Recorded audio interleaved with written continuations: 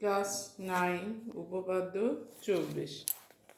ত্রিভুজ ও কোনো সামান্তরিক যদি একই ভূমি এবং একই সমান্তরাল সরলরেখা যুগলের মধ্যে অবস্থিত হয়, তাহলে ত্রিভুজের ক্ষেত্রফলটা হবে সামান্তরিক আকার ক্ষেত্রের ক্ষেত্রফলের অর্ধেক।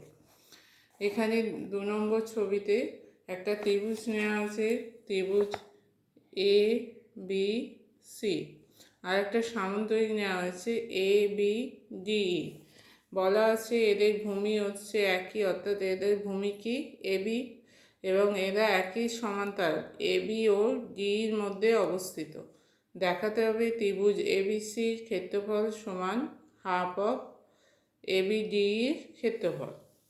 তাহলে কি দেওয়া আছে? প্রদত্ত হচ্ছে ত্রিভুজ এবিসি ও সামান্তরিক এবিডি একই ভূমি এবি এবং একই সমান্তরাল এবি ও সিডি ডির মধ্যে অবস্থিত।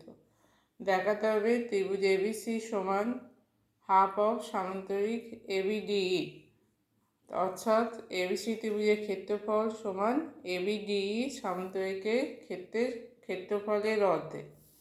আচ্ছা, এরপর একটা অঙ্কন আছে, এ বিন্দু দিয়ে বিসি সমান্তরাল সরলরেখা অঙ্কন করা হলো, যা বর্ধিত ডিকে এফ বিন্দুতে ছেদ করেছে।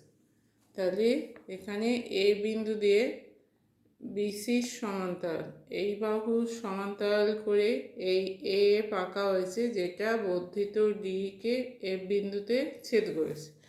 তাহলে এইটা সমান্তরাল আঁকা হয়েছে, দেয়া আছে এবির সঙ্গে এই বাহুটা সমান্তরাল, তার মানে এবিটা সিএফ এর সমান্তরাল।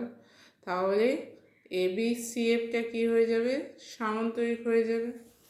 তাহলে এখানে এবি সিএফ এর এবি সমান্তরাল এফসি, এফ সমান্তরাল বিসি, অতএব এবি সিএফটা হচ্ছে সামান্তরিক।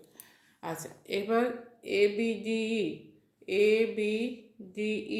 এই সামান্তরিক, এ বি সি এফ এই সামান্তরিক, দুটো সামান্তরিক একই ভূমি এবং একই সমান্তরালের মধ্যে অবস্থিত। তাহলে দুটো সামান্তরিকের ক্ষেত্রফল কী হবে? সমান হবে। তাহলে এ বি ডির ক্ষেত্রফল সমান এ বি সি এফ এর ক্ষেত্রফল। তাহলে এ বি ডির ক্ষেত্রফল সমান হচ্ছে এ বি সি এফ এর ক্ষেত্রফল। আচ্ছা, এবার এ বি সি এফ এর কর্ণ হচ্ছে এসি, কর্ণ সামান্তরিককে কী করে? দুটো সর্বসম ত্রিভুজে বিভক্ত করে। তাহলে এই ত্রিভুজ এবিসির ক্ষেত্রফল সমান হবে হাফ অফ এবি সিএফ এর ক্ষেত্রফল।